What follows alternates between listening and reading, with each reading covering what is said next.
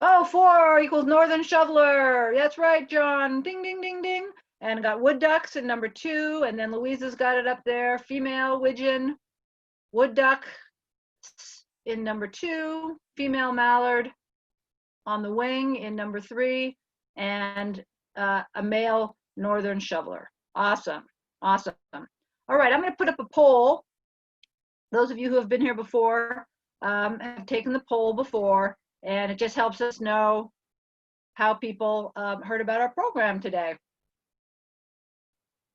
And there's not very many of us, so take the poll.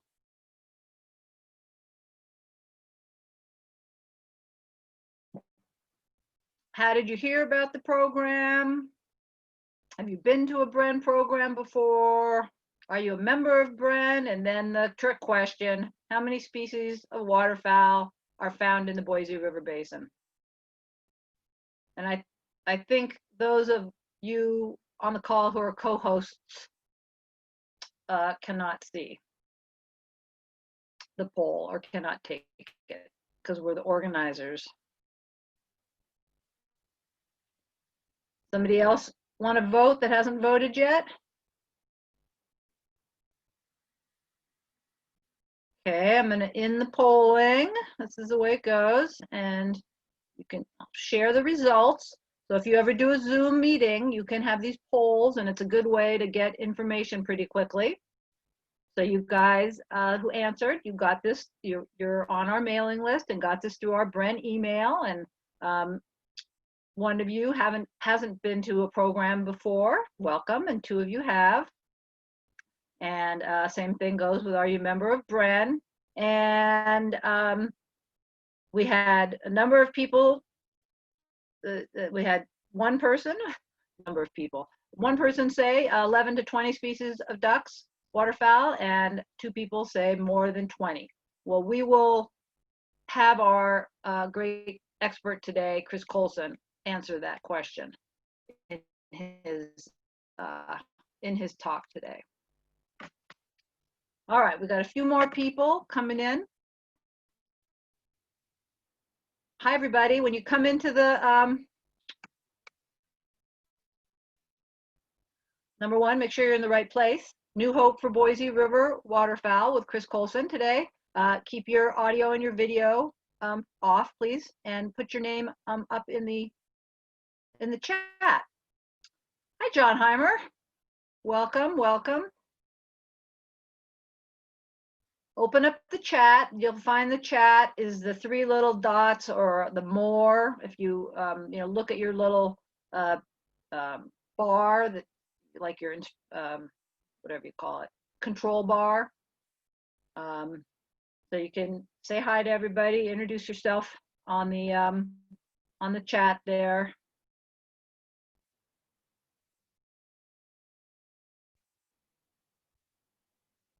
We had a little bit harder time publicizing this one today because we got,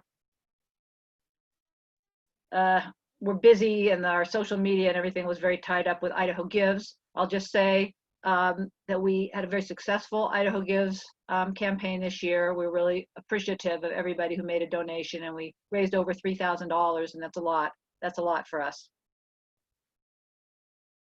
This program is being recorded. So I know you're going to think that it's like so totally awesome that you're going to want to share it with people and you're going to want to watch it again. And so look for that link both on our Facebook page and on our website, and it'll just be a link that you can share with anybody, and you can watch the whole program over again and share it with people. We're hoping that we can use these in the future and make them available for teachers as well, so that they can use these as resources, online teaching resources. Okay.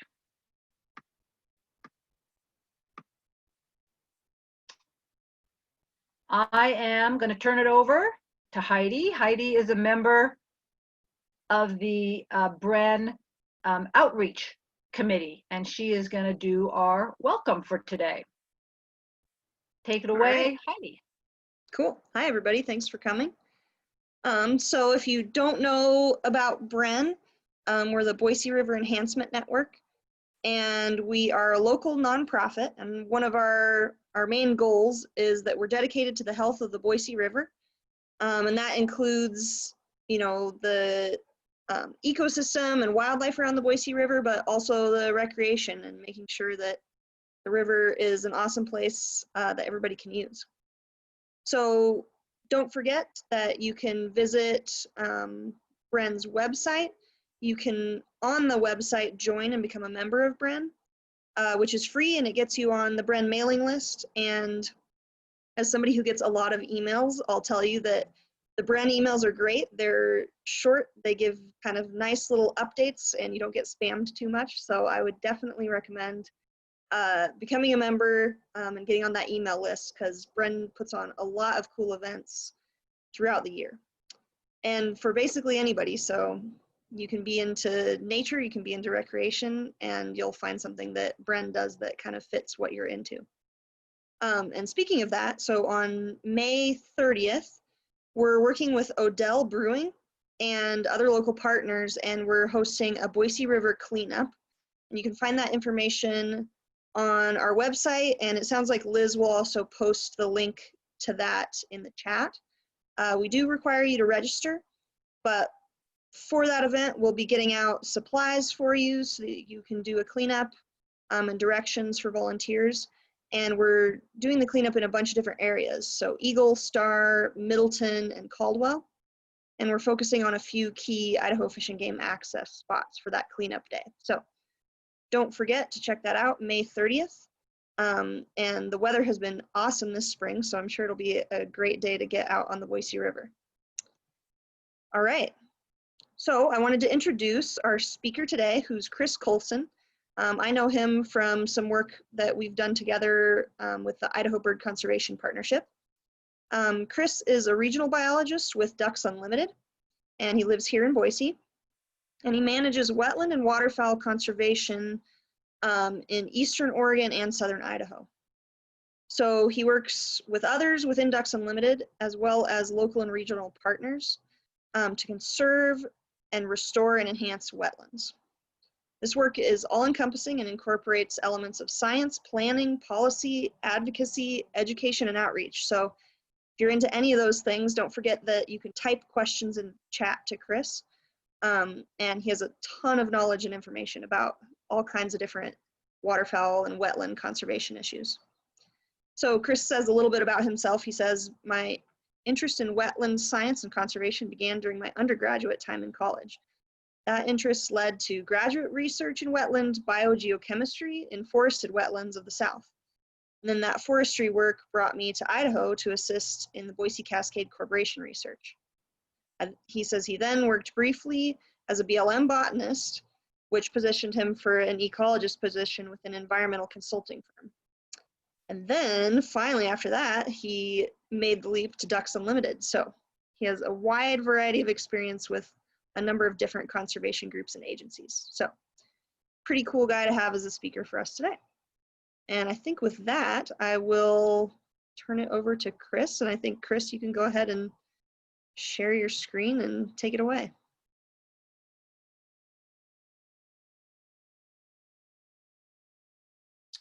All right, thank you, Heidi, and thank you, Liz. Very, very kind of you. The introduction. I'm the regional biologist with Ducks Unlimited, and I will be talking about, new hope for Boise River waterfowl. Obviously, many of you may not have known it was a hopeless situation, and it's not, but it is.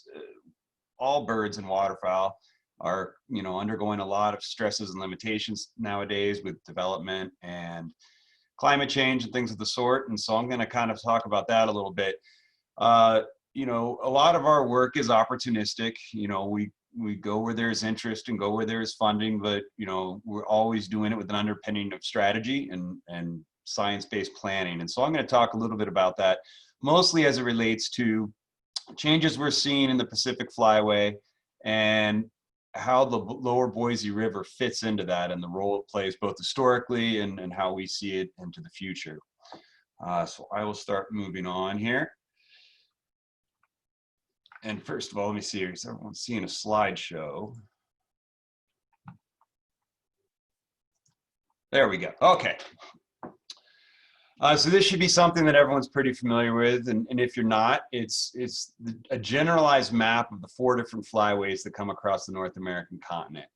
If you squint, perhaps you can see where Idaho lies, and you can see we are within the Pacific Flyway. The highest concentration of birds tends to move up the kind of the coastal corridor, but you can see, you know, a considerate portion still moves through the Intermountain West and spreads up into the northern prairies and tundra. So keep that in mind. We'll keep making reference back to that. And a lot of what we're going to be talking about today has to do with resources, primarily food resources. And those food resources vary depending what time of year we're talking about and those needs of the birds through their life cycle. So this is the standard annual cycle of a bird. And you know, primarily what we're going to be talking about is spring migration, but I'll get into that. So bioenergetic resources, what we're really talking about is food. And as it relates to most waterfowl, they are overwintering down in the Central Valley of California. They're feeding primarily in the rice fields. By the end of winter, they've depleted most of those resources, and they're looking to make a jump north to get to their breeding grounds. Up to only about 10, 15 years ago, you know, the common belief was kind of they just puddle jump their way up there. And what we've learned is they kind of pick up and they head into the Great Basin in the Intermountain West and they sit back down and they feed for 2 or 3 weeks. And really what they're trying to do is replenish their body conditions so that when they pick back up and head for those breeding grounds, they have a successful breeding cycle. They have good healthy clutches that you know, carry all the way through. And what we started to see is if they don't meet those resources, we can have all the conserved habitat up in the breeding grounds possible, but that we still won't have breeding success because of those poor body conditions. And recent research is even starting to demonstrate that snowpack is correlated with that. So we'll get into that a little bit later on too. So habitat resource availability. I mean, really what we're talking about are kind of 2 different things. There's public lands, public wetlands, which really, at least as it relates in southern Idaho, is primarily made up of the wettest ground that couldn't be farmed. And in some cases, it was even maybe perhaps not that wet, but made wetter by the draining of other wetlands to make that ground farmable. And so that tends to be almost all of our public wetland areas are these areas that were deemed, you know, not ideal for farming in many cases, and in the bottomlands anyway. And so a lot of these resources that we depend on, the food resources, often come actually from the agricultural production. And so as we're getting back to that life cycle, a lot of birds utilize these public areas, which consist of a lot of emergent vegetation and open water. They tend to do a lot of resting, brood rearing there, overwintering in areas like that. But when they're migrating, they're really hitting a lot of these agricultural landscapes to get those food resources. And so we're going to go through this presentation and see how land use changes are affecting that. And then we'll move into a little bit of climate towards the end and see how that's affecting those resources. So we can talk about the Boise River, but really, you know, birds fly, they move around quite readily. And I kind of view the broader landscape that we're making reference to. We'll get back to the Boise River for those of you that really want to hear about that.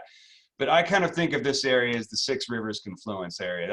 That is a self-appointed title, but you know, really what we're talking about is the Snake River courses through the middle of this, and in a 40-mile stretch, we have the Boise River, the Owyhee River, the Malheur River, the Payette River, and the Weiser River all coming into that. And we're talking about a very flat landscape. And so if you want to think of, you know, put your mind in an historical context, in a pre-European settlement context, you know, it's snow melt, all the water coming off of those rivers and getting into that broad floodplain down in the Ontario Vale area, you know, and think about how flat when you look across those onion fields, you know, that's the landscape that these birds prior to settlement were attracted to. And in recent, or rather, as that settlement started to come in, you know, it was really a lot of agriculture that came in. And so those food resources may have looked different, but they were still available. And in many cases, most cases, they remain available. and we're going to keep talking about that. So moving back to the flyway, I'm going to move my cursor around. Hopefully folks can see that.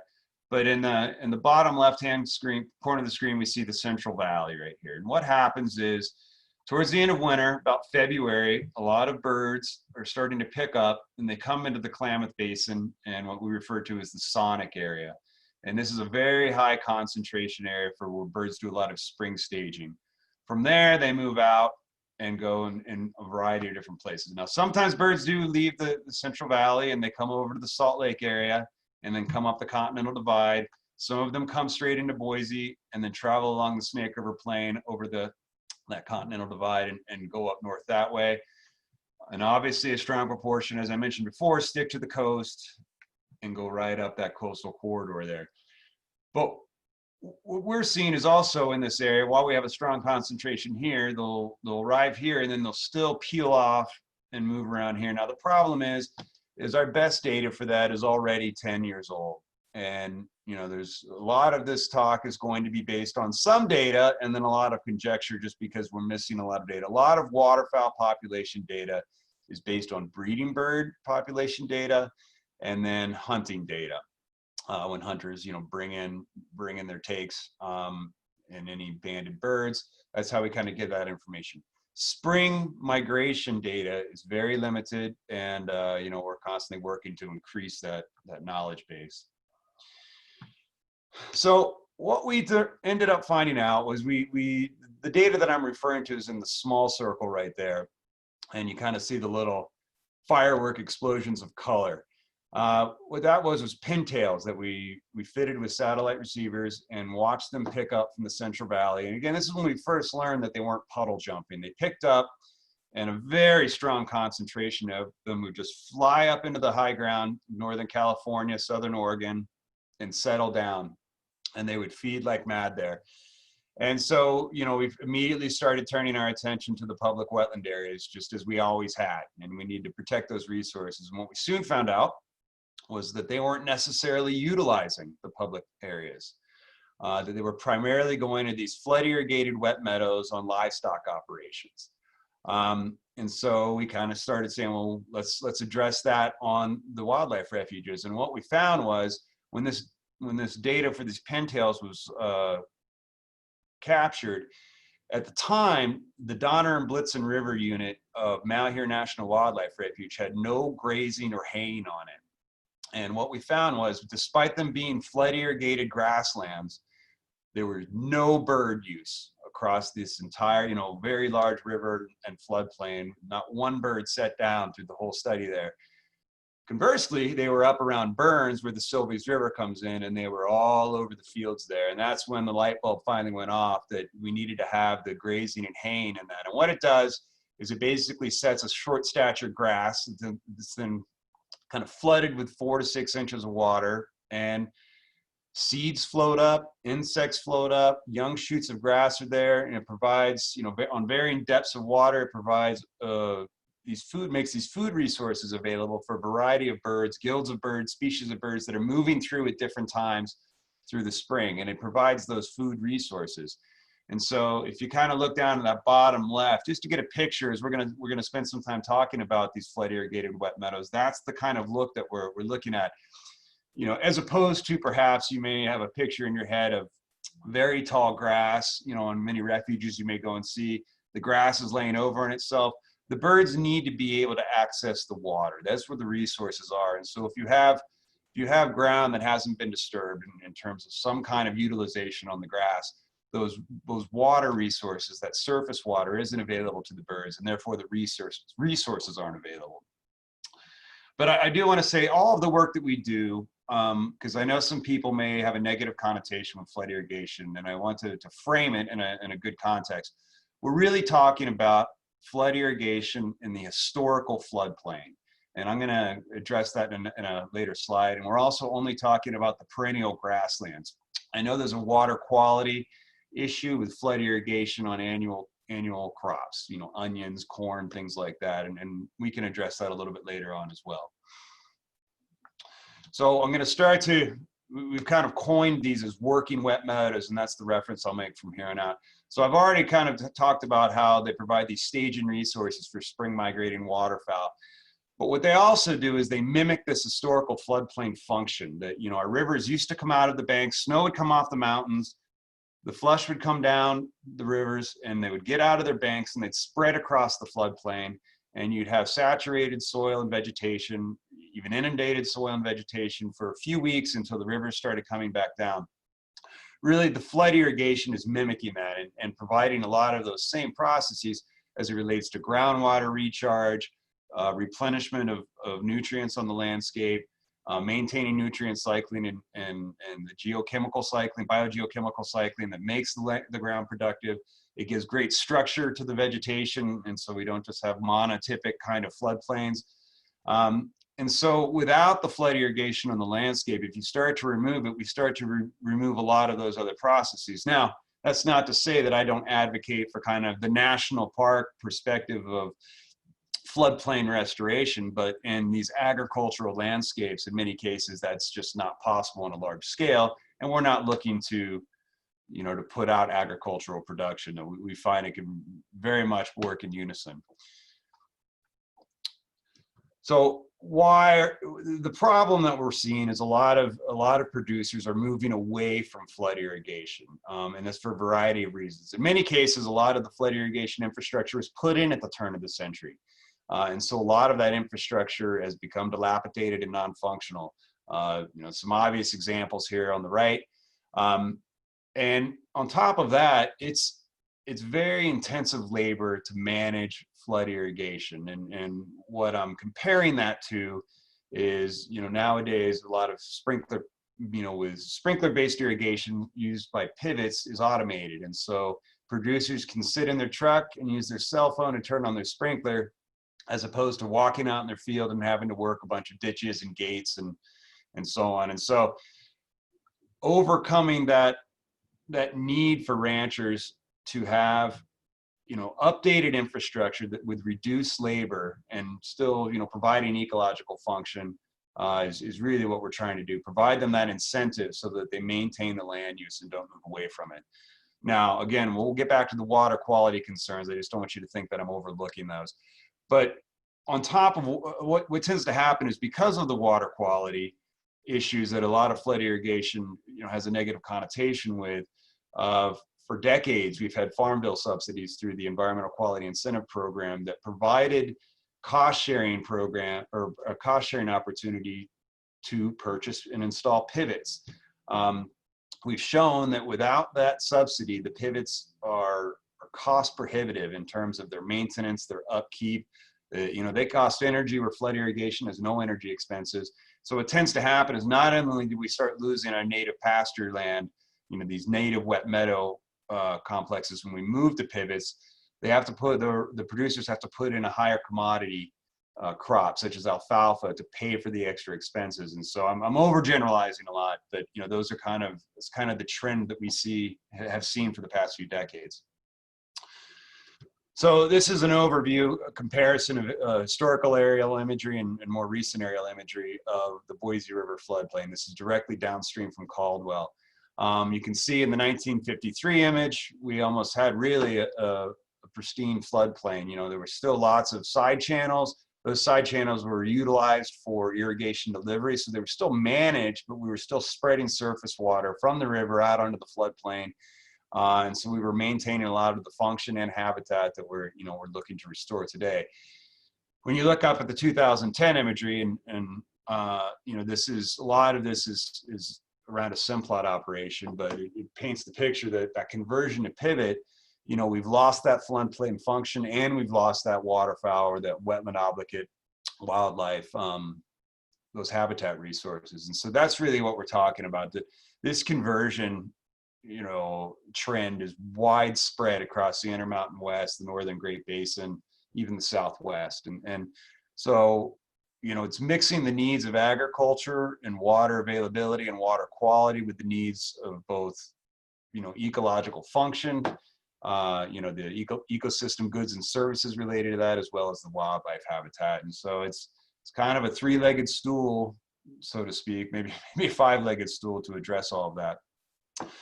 And so really, this is a picture of what we spend a lot of our time doing on these private lands. And we have many projects that have been on the Boise River that we've implemented, along the Snake River, the Malheur River, the Payette River, Weezer River. But these are really what we do. We go in and we update a lot of the irrigation infrastructure to kind of bring the systems, start the clock over on the systems, make them more efficient. Where possible, we always try to reduce infrastructure, reduce the labor demands, and maximize that surface water distribution across the landscape. You know, there's many cases where we have opportunities to improve the efficiency of delivery, you know, saving water. We don't mind leaky ditches kind of thing going across the floodplain, but when historical infrastructure is conveying water across the uplands, we certainly want to be as efficient as possible. So we do pipeline work. When we're in streams and we're dealing with the in-stream diversion structures, we do a lot of fish passage work. You know, again, we want to meet the needs of all wildlife, fish and wildlife, and we're not just, you know, centrically focused on waterfowl. In Idaho and on the Boise River, we really maintain partnerships with Fish and Game, NRCS, and the Fish and Wildlife Service to bring a lot of these projects onto the ground. So I just wanted to note them. One thing we're working on, we're having a tough time getting a foothold of it in Idaho, is automated flood irrigation. And what this is providing those same automated capabilities that a pivot would have, you know, so we provide that incentive where we're reducing the labor burden, you know, for producers to stay in flood irrigation. These are expensive. However, they are comparable in cost to pivots. And so you get back at the farm bill subsidies, where there is a subsidy available for pivot irrigation that offsets those costs, but we don't have that same offset, that same opportunity for automated flood irrigation. And so what we're trying to do is get a few of these on the ground so that we can get the NRCS engineers in the region to, you know, accept or recognize their value and the opportunity, and start to include them on their component list and their cost share programs to make this available. But we're taking the onus to get those demonstration projects on the ground, and you know, it's challenging to find the money to do so. We have one going in the ground over in the Harney Basin right now, and that'll be our first one, and we'll definitely do our best to leverage that and bring this opportunity back into Idaho. So I'm going to start moving away from the working wet meadows. You know, that was kind of the agricultural land use thing, but we have other kinds of land use changes in the landscape in Idaho that are starting to affect how birds move, when they come through, and the kinds of birds that we've seen and that are utilizing the state. A great example is, you know, the Bell Rapids area near Hagerman. And if you look at the first photograph, it looks like I failed to get the dates on there. That's about 1984, if memory serves. And I want you to pay attention to the west side of this. That's the Snake River, and it's flowing north downstream. The west side of the river used to be a bunch of flood irrigated ground, and it was a mixture of pasture and annual crops. And so it provided some of that spring staging habitat that we're making reference to. It was all pumped water from the Bell Rapids station there, hydro station, that provided the water for those fields. Well, what started to happen is, again, you know, in the spirit of water efficiencies and things like that, a lot of pivot conversions started going in. And so the picture below is in about 2004, and we can see that most of that flood irrigated ground has converted to pivot. What happened then is the commodity changed as well. They needed a higher price commodity to offset the expenses of the pivot, and most of the ground went into corn. And this is when Hagerman started kind of getting a reputation for a lot of waterfowl hunting opportunity in the state. The availability of that corn, kind of the residual corn that'd be left on the ground after harvest, attracted a lot of geese and mallards, and you know, the kind of birds that people are really interested in waterfowl hunting. And then if we look over, you know, into the next image, which I think is 2016 or 2018 imagery, what happened is that all of those pivots were bought out by a wind energy company, and they put in turbine arrays rather, and a lot of the agriculture was completely abandoned. Well, what happened in the meantime was when all the birds were being attracted there, we started to see a lot of out-of-state folks coming in and purchasing farms around the Hagerman area and setting up sportsmen's clubs that were associated, you know, basically your traditional duck club. And, you know, they were basically just, you know, kind of establishing little ponds and food plots and things like that to attract birds that were already in the area for those pivots and the corn.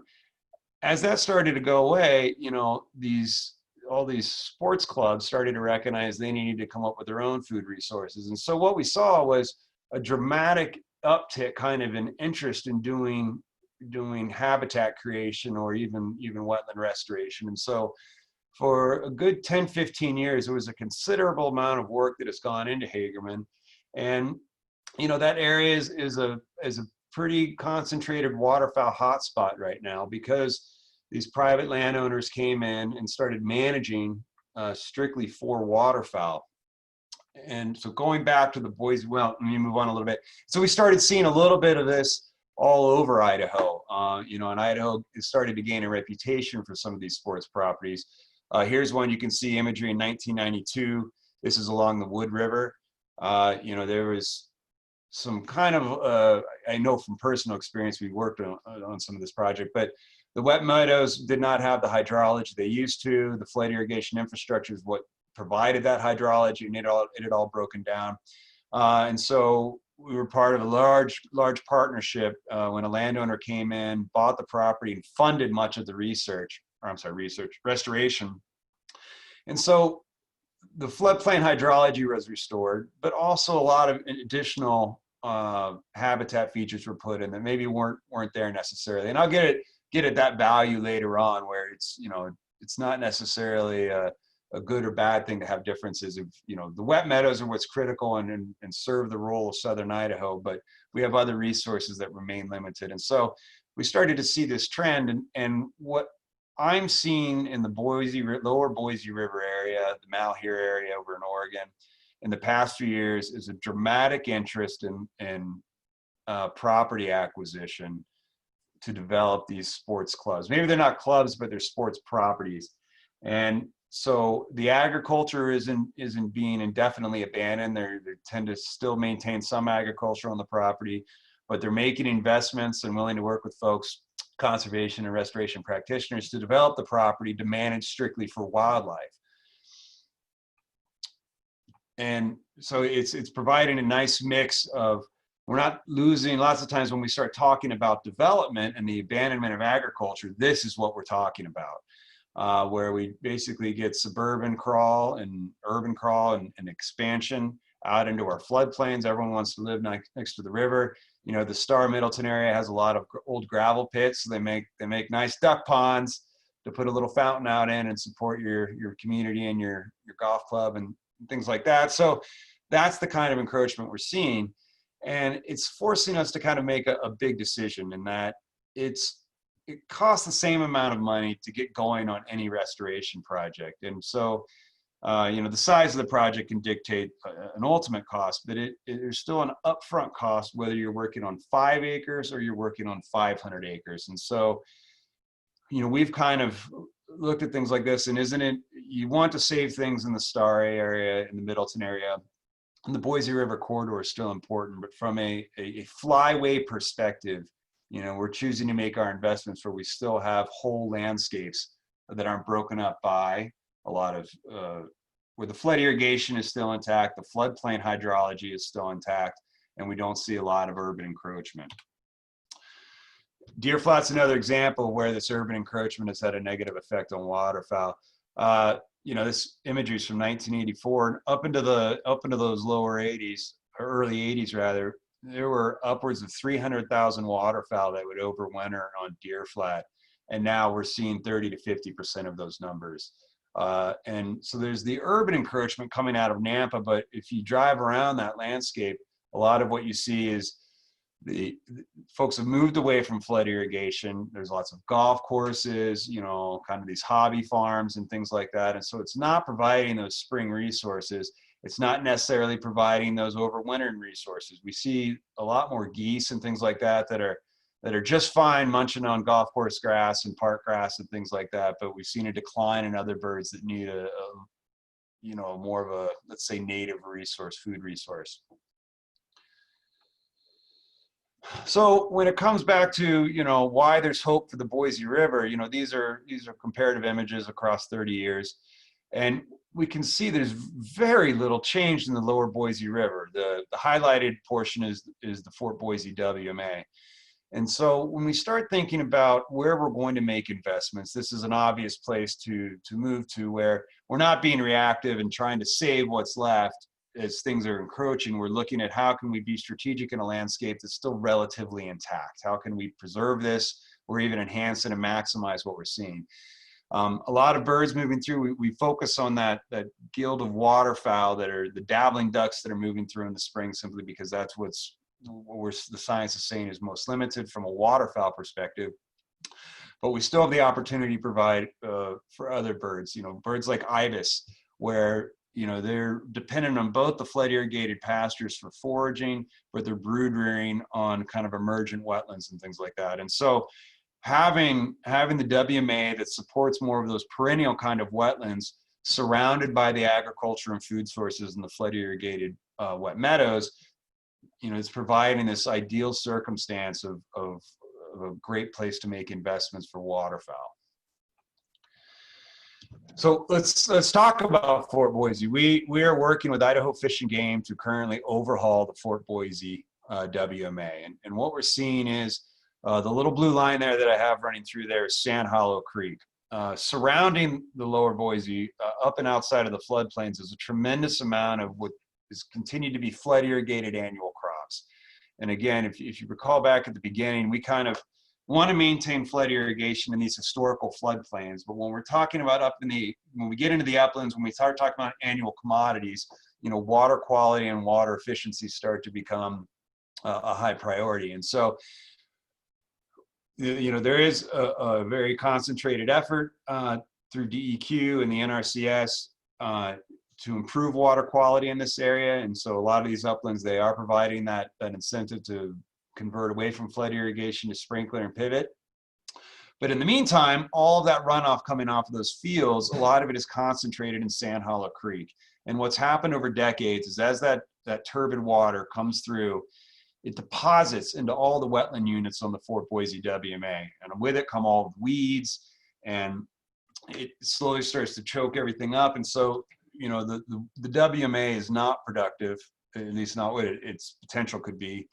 And so we are working with Fish and Game to kind of first establish a way to manage that sediment, then reestablish the units into kind of their baseline elevation. You know, we're getting all that accreted sediment out, and then providing them the water management capabilities where they can, for instance, drain a unit to manage it without having to drain all of the units, so they can maintain those resources across the WMA even when they have to, you know, deplete the resources in one area for management or maintenance. So that's a pretty exciting thing. We hope to be constructing on it later this summer, so it'll be pretty exciting. So let's move into climate a little bit, because, you know, everything that I've been discussing, you know, still falls into climate. You know, we have an increased water demand, and we have decreased water availability generally across the Intermountain West and the Northern Great Basin. What makes the Boise River more secure than a lot of other places is, first, we have a gigantic watershed that we're draining. You know, part of the Boise River comes out of the Sawtooth Mountains, where we have fairly reliable snowpack from year to year. That snowpack persists longer than many other places in the state, and so we do have that nice source of water, where a lot of other places, a lot of these places I made note of as waterfowl priority areas, do not.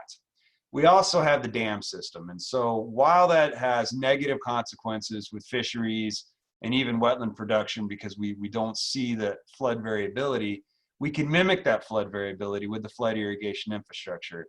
And we have that dependability that our wetlands are always going to have, should say always, but greater dependability of wetland hydrology through the season than a lot of other places in the Intermountain West. And so that, again, brings hope back to the Boise River. And really what I'm getting at is some of the other areas in the Pacific Flyway where they provide these staging resources and brood rearing and breeding and brood rearing resources are really stretched tight from a water standpoint. Klamath Refuge used to support hundreds of thousands of birds, and sometimes now it's, you know, tens of thousands of birds, if that.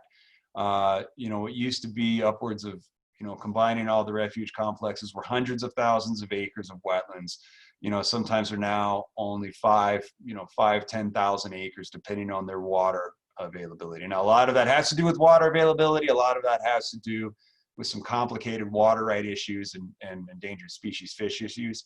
But it is, when that resource is unavailable to those birds, and those birds are picking up from the Central Valley and moving on, when that resource isn't there, you know, the birds have the ability to seek the resources elsewhere. Malheur National Wildlife Refuge used to provide those resources as well. The lake is kind of biologically devoid of life right now because of invasive carp and turbidity issues associated with wind fetch. It's another story, but also climate has created a lot more variability. Malheur Lake used to go dry kind of on a 50-year cycle, and now we see it going dry, you know, more on 5 to 10-year cycles. You can see in 2011, this is how, you know, the lake was almost at full REM. In 2015, it was down. And so at full REM, that's about 75,000 acres. You know, in 2015, it got down to under 2,000 or 3,000 acres, I believe. And on top of that, usually when the lake would be that full, it would provide kind of a buffer over the dry years, that the lake would never dry all the way back down, and then more wet years would come along. And what we're seeing is the dry years are so dry that we're getting, and maybe multiple in a row, that we're losing that resource in some years. And so anecdotally, what we're seeing, and what I mean by anecdotally is observations they're making in places like Deer Flat and Fort Boise, are increasing bird numbers, particularly in dry years, of spring birds moving through. Now, again, we don't have that data at a flyway scale to confirm that the lower Boise area, that Six Rivers confluence area, is helping to pick up some of the slack in these other staging areas that have historically been a higher priority. But, you know, there's certainly enough information that we see that it's worth looking at again. And there's discussions, at least within Ducks Unlimited and other folks, to, you know, we need another one of these spring migration studies to see how things have changed over the last 10 years. The final thing that we'll move into with climate is lots of times we need to be strategic. And so the Intermountain West joint venture, which is, to roughly put it, is kind of a bird partnership conservation offshoot of the Fish and Wildlife Service, they've developed some science resources that look at wetland resilience. And so what that gets at is, you know, across a spectrum of years, you know, a few decades of years, you know, what wetlands are wet more than other wetlands? Which ones show the greatest persistence across, you know, varying annual differences in precipitation?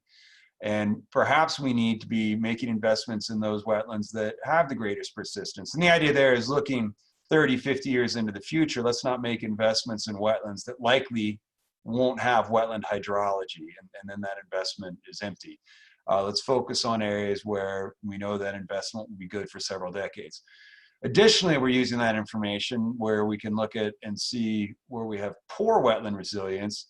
Is there perhaps a breakdown in infrastructure? Again, in the Intermountain West, the Northern Great Basin, our lower river valleys are not natural. They are almost wholly artificially managed with irrigation infrastructure. And so oftentimes breakdowns in that infrastructure, and that's the picture on the right, are what are creating that lack of resilience. Is often it's just a breakdown in the surface water conveyance across the landscape. And so we're using this tool to start to identify areas to be more strategic in.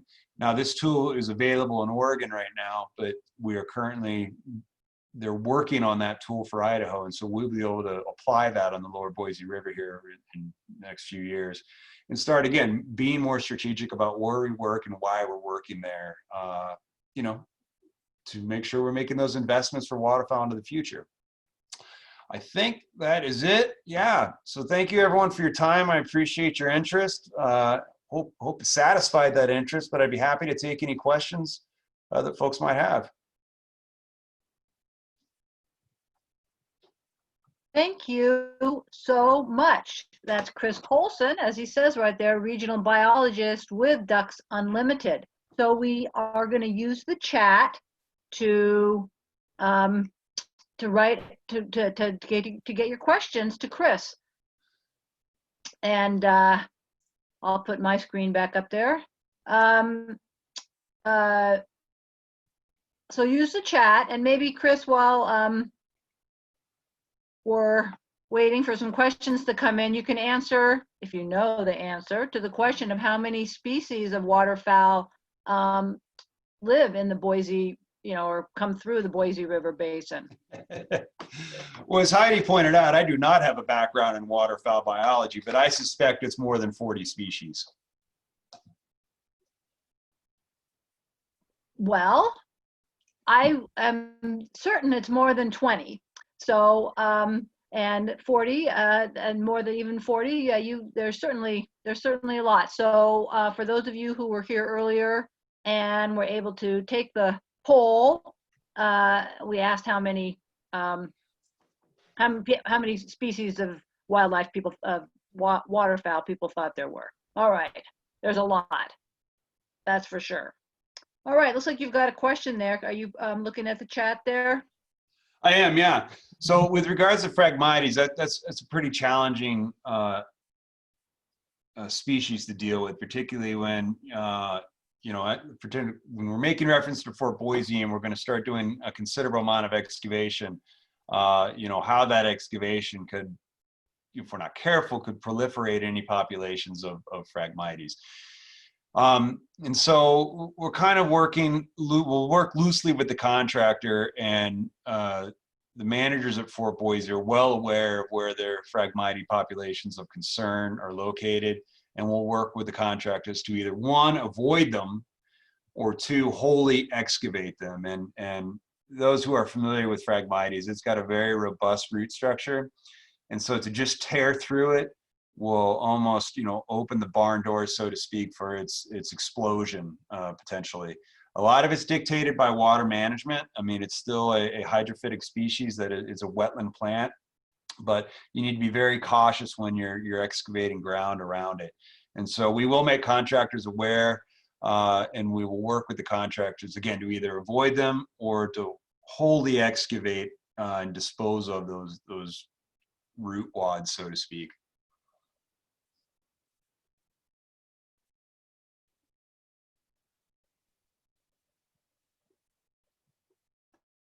This is Liz, so I of course have access to the microphone, so I don't have to try to type. Can you talk about, are there differences in the abundance of different species? I know you said that the research is not 100% great, but at least anecdotally or from the research that is out there, which are the species that seem to really be in distress, and which are the ones that seem to be more resilient? Sure. So, we're seeing a big uptick, particularly in the lower Boise area, Boise River area, with white geese, Ross's geese and snow geese. And, we're seeing that same, we're observing that over in Eastern Oregon as well. It seems those numbers in Eastern Oregon aren't increasing as fast as they are in the Fort Boise area. A lot of speculation is that really their numbers are increasing because of land use changes, agricultural changes up north, that they're breeding very well and brood rearing with lots of food resources. And so they're coming down, and it's actually having a negative effect. There's so many geese down in the Central Valley that it's actually causing a food resource shortage for all the other birds, so to speak. We're seeing a big uptick in them that's not really related to any land use changes in the Boise River. We see, I made mention of, the increase in a lot of sporting properties where, they're managing for waterfowl. And traditionally, they're typically managing for the bigger bodied ducks, dabbling ducks. And so we're talking, widgeons and mallards and things of that sort, and we're seeing a lot of them. A lot of mallards are increasing in the area, and that's by, that's deliberate. A lot of these places are growing a lot of corn, and they'll either sloppily harvest it or kind of leave it standing to provide that resource to draw the birds in. They need to be careful about how they do it. It's certainly, if they're not careful. It is a violation. It's baiting, but you know, they figured out how to make it work, and so we're seeing a lot of those birds. So conversely, as we're losing a lot of these flood irrigated pastures, you know, we're seeing the smaller dabbling ducks and a lot of water birds are being stressed out, and they're losing their resources. So we're seeing a decline in those kinds of birds.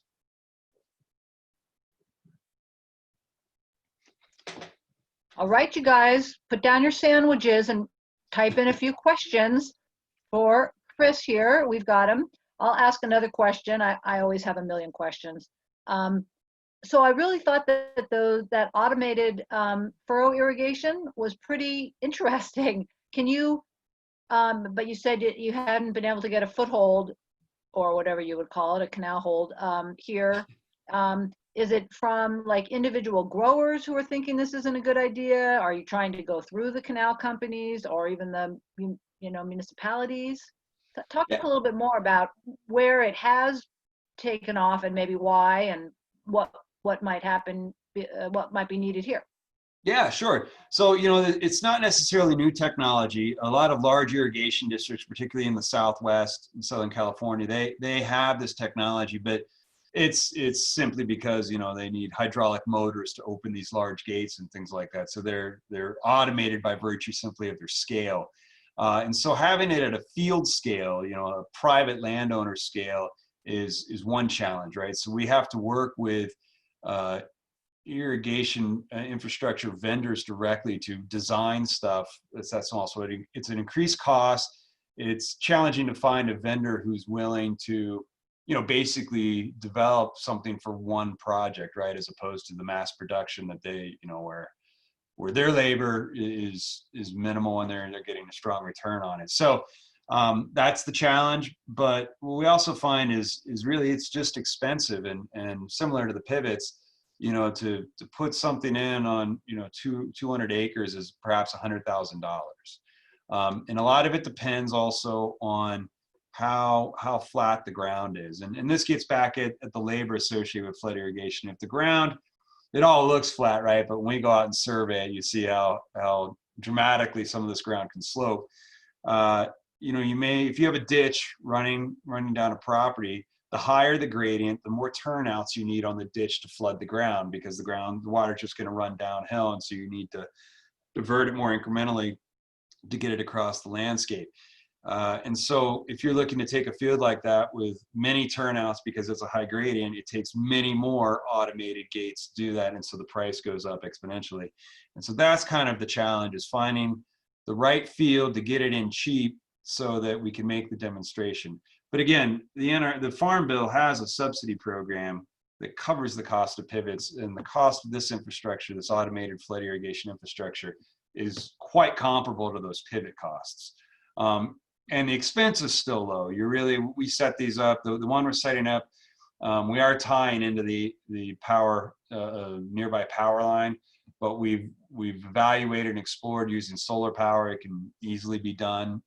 You know, it was just the landowner's choice to tie in. He didn't want an extra maintenance task to have to maintain the solar panel. So that's really it. Is just there's not as much funding as there is in Oregon. That's the breakdown. Is you know, the state of Oregon has the Oregon Watershed Enhancement Board. It's an entire agency funded with lottery dollars to support restoration, habitat restoration. We don't really have something like that in Idaho.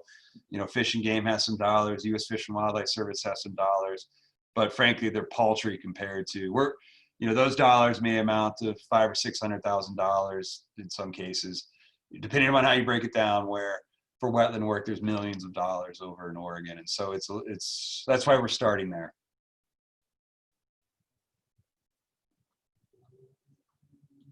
I have a Thank question. you. Go ahead, Louisa. I was going to say, I have a question, and Mike Hamza has some questions. My question was, and you may have touched on it kind of already, is there a minimum farm or field size where these automated systems become more cost effective? And then Michael Hamza has some questions about the diets of the birds. Yeah, thank you, Lisa. The automated stuff, you know, it really depends, again, on the slope more than the size of the field. And I would say in Idaho, a smaller flat field is something we're going to be able to afford to do, simply because a smaller field is going to have less infrastructure, right? Less of these automated gates.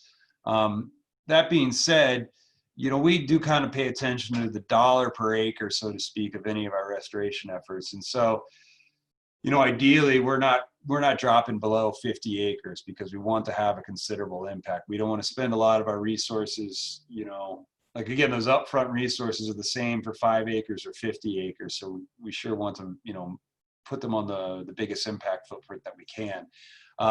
But that's kind of where we, you know, as we're trying to explore places to put this automated stuff is the less gates, the better, or the cheaper is, I guess, the better way to say it. So as it relates to a demonstration project, we're less concerned about acreage and perhaps habitat impact, as we are getting the demonstration on the ground to show supporters and stakeholders that it's worth doing, that it's worth making that investment. And Mike, that's a great question. I didn't really get into is, you know, in the life cycle of these birds, the birds are eating different things at different times, whether they're overwintering, you know, or they're just looking to kind of store energy and stay warm. When they're migrating, they need a lot of that kind of energy where they're, you know, they're picking up and flying. And when they're breeding, they need a different kind of energy. You know, they're laying eggs, that takes a different kind of food resource. And so it really does depend. And one thing I think a lot of folks don't realize with waterfowl is how many insects that they're really eating. Lots of times they see them feeding on grasses and things like that, and they don't realize what they're actually doing is gleaning the insects off the grass and not necessarily eating the grass.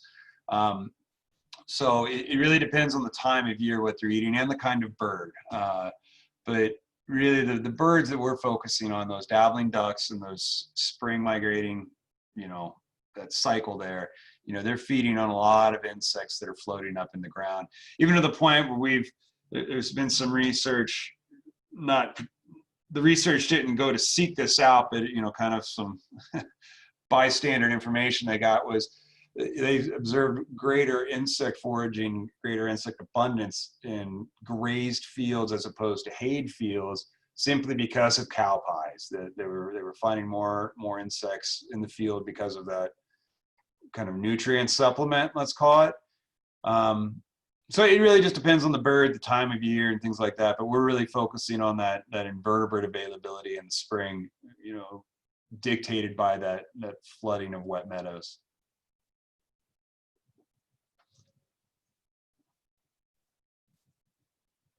Let me just interject here that we did last Friday when we were learning about the habitat enhancement work at Barber Park, which was removal of more than 600 invasive trees.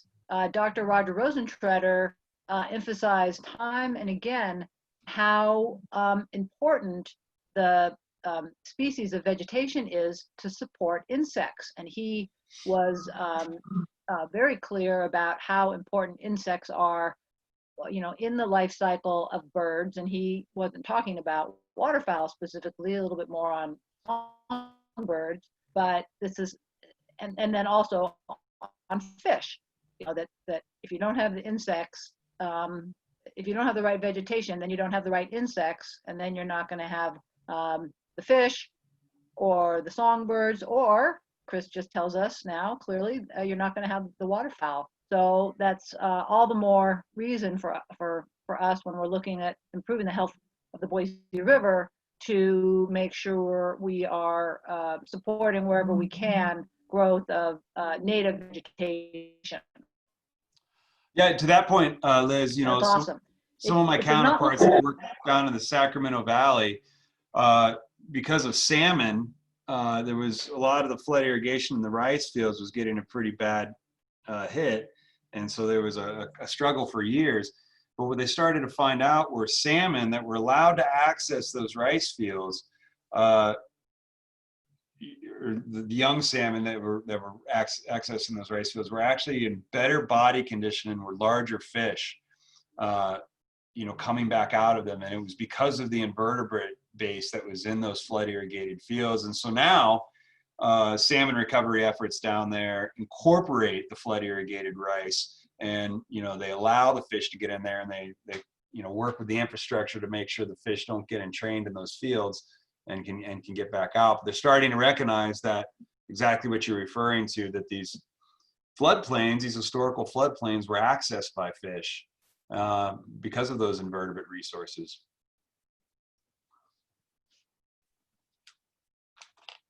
Hey, everybody, write a little note in the chat box and thank Chris for doing such a great presentation today.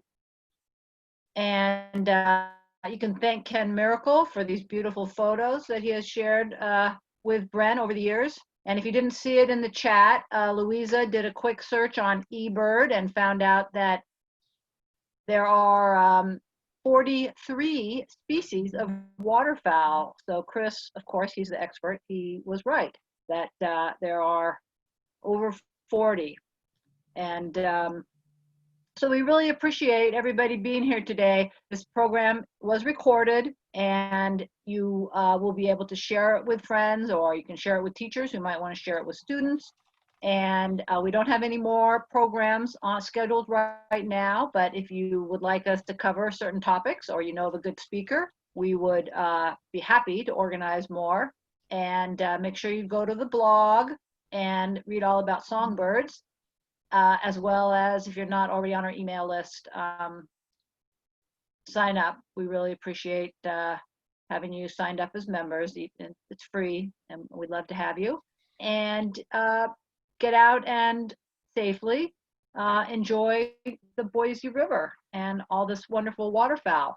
I'll give everybody a minute to make any comments you want in the chat.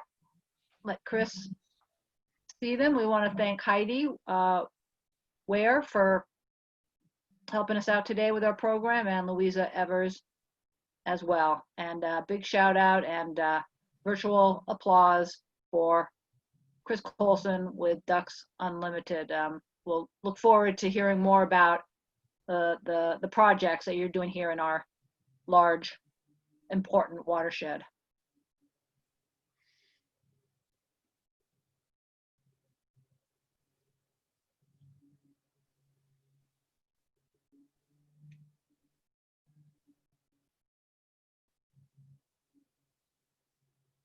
All right, it's a beautiful day out there, everybody.